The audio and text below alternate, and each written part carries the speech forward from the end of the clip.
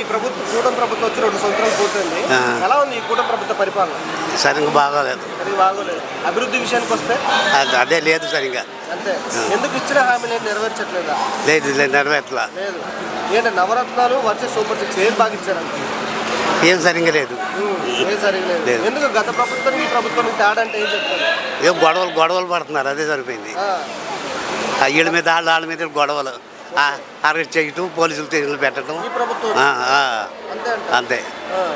మరి ఏంటి అమరావతి మావిగండి మీరు దేన్ని సపోర్ట్ చేస్తారు?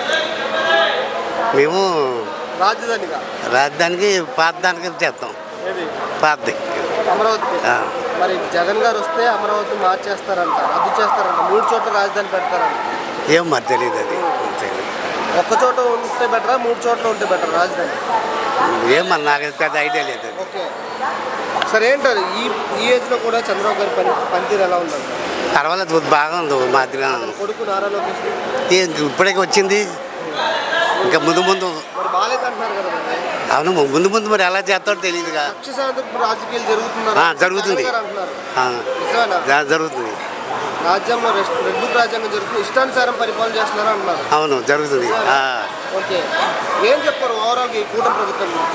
సరిగ్గా లేదంట. సరిగ్గా లేదు. నెక్స్ట్ ఏ ప్రభుత్వాన్ని కోరుకుంటున్నారు?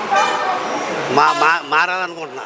జగన్ గారు రావాలా లేకపోతే ఇదే కూటమి మారాలనుకుంటున్నా. జగన్ రావాలి. జగన్ వస్తే మంచి జరుగుతుంది అనుకుంటున్నా మరి.